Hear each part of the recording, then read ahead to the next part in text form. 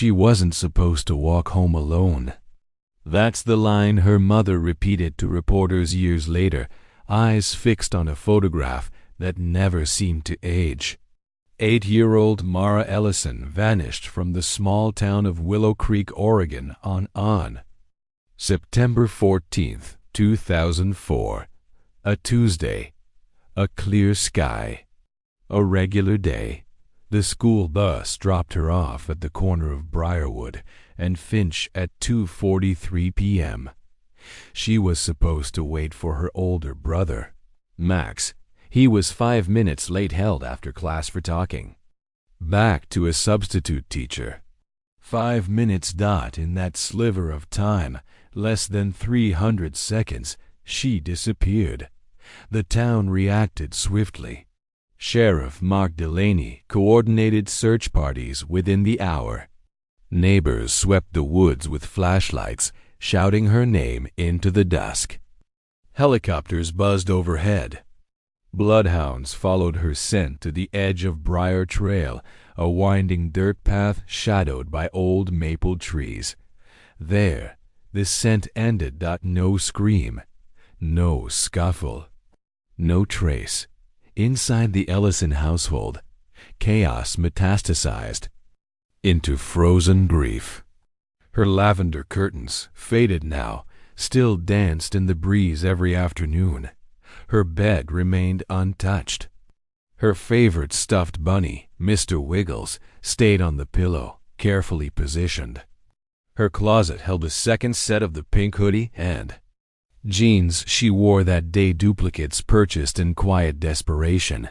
Just in case she came back, media swarmed Willow Creek. Satellite trucks parked outside the school. Reporters asked Jill and Andrew Ellison the same questions over and over. Do you believe she's still alive? Andrew often looked away. Jill would answer firmly, yes, because I have to. Max, barely 12, withdrew from the world. He wouldn't talk. He wouldn't eat. At night, he snuck out and wandered the neighborhood calling her name until he collapsed under porch lights, sobbing. The local newspaper, the Willow Creek Ledger, ran daily updates. September 16th, 2004. Police pursue leads in disappearance of 8-year-old girl. October 2nd, 2004. Family offers $10,000 reward for any information. December 15th, 2004. Hope fades, but family holds on.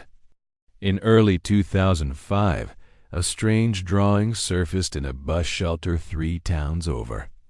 A crude sketch of a girl in a windowless room, the word "help" scrawled across the wall. No signature. The handwriting didn't match Mara's, police considered. It a hoax, but Max kept a copy, hidden in a shoebox under his bed. Years passed. Jill Ellison published a collection of poems in 2010 called Wait for Me. On the final page, still waiting. In 2014, Andrew Ellison died of a heart attack. He was 47. The family fractured. The town moved on, but the room stayed exactly the same. March 6, 2024. Willow Creek Elementary. 2nd grade art class. It was raining. The kind of rain that turned playgrounds into mud and left windows fogged over. Ms. Ramirez strolled between desks. Kids drew stick figures and rainbow dogs. One girl made a picture of her cat in space. Then she saw Eli Bennett's paper. A red house, boarded windows. In the corner, a black square. A window, barely visible. Behind it, a girl. Brown hair, pink. Hoodie, blue jeans. Underneath, scrawled in crayon, "This is Mara. She lives in the attic." Ms. Ramirez felt her breath hitch. Eli, who is Mara? Eli didn't look up. "She talks to me sometimes," he said. She watches from the little window when Daddy's not home. Ms. Ramirez took the drawing to the principal. Within hours, it was in the hands of Willow Creek PD. Sheriff Delaney was long retired, but Deputy Kara Nolan recognized the name. Mara Ellison. Eli's family lived near the eastern edge of town in a weathered 1970s colonial. The attic had no main access, just a sealed crawl space above the garage. Eli's parents claimed they never used it. No light. No stairs. Police returned with a warrant. When they broke through the drywall, a wave of rotten silence spilled into the hallway. The air was damp, metallic. Flashlights cut through the dust. They found a moldy mattress, a child's pink hoodie, sun dash, faded blue jeans, too small for a teen, candy wrappers, brands discontinued in 2006. Broken flashlight, a Hello Kitty comb, faded spiral journal. And hair. Human, brown, long. The journal had only a handful of entries, many written in blocky, uncertain handwriting. September 2004. He says I'm safe now, but I want Mama. March 2006. The attic is cold. I named the mouse Henry. December 2009. I tried to sing. He got mad. July 2013. I heard a boy today. He had a blue backpack. October 2023. The boy saw me. I waved. He drew me. Maybe someone will come. Tucked in the back, a sketch. Crude layout of the attic. Arrows. A hatch marked with a warning. Don't make noise when he's under. Pinned to the back page was a laminated school ID card. Mara single quotes S. On the back, in childish letters, if you find this, I am not dead. Tell my mom. Tell Max. Forensics confirmed it.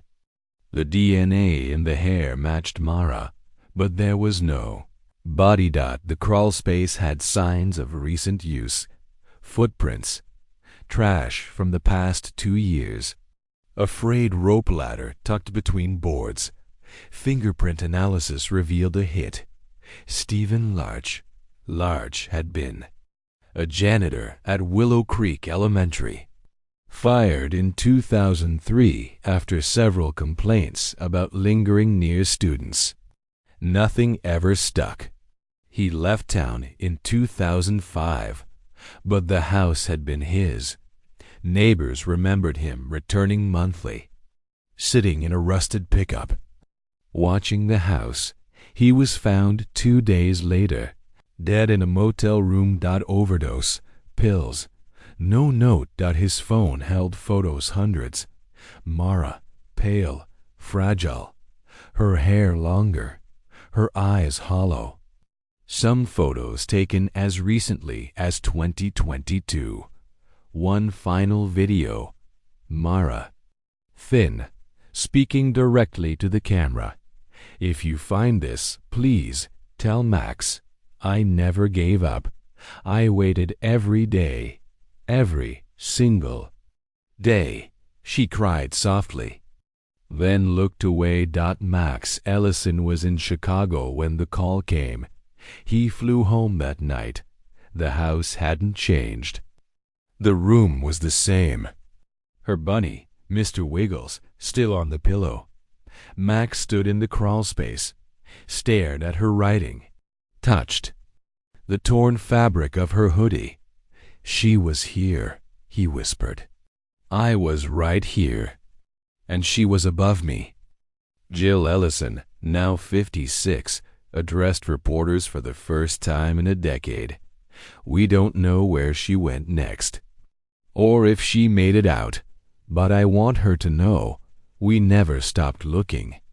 They held a small vigil near Briar Trail. Dozens came. Max read from the journal.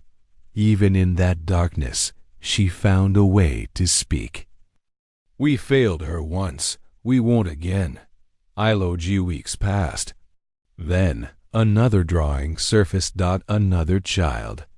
Another park. Another sketch of a girl in the trees, waving. Labeled Mara. Maybe a hoax, maybe not. The Ellisons built a bench on. Briar trail, simple, wooden, engraved, still waiting. Still loved, still hers. Sometimes hikers report hearing faint humming like a lullaby. A girl's voice, just out of reach. Others say they've seen her, a fleeting shape in the trees. The color of faded pink. No one knows for sure. But every September 14th, Max returns, sits on the bench, listens to the wind. And waits.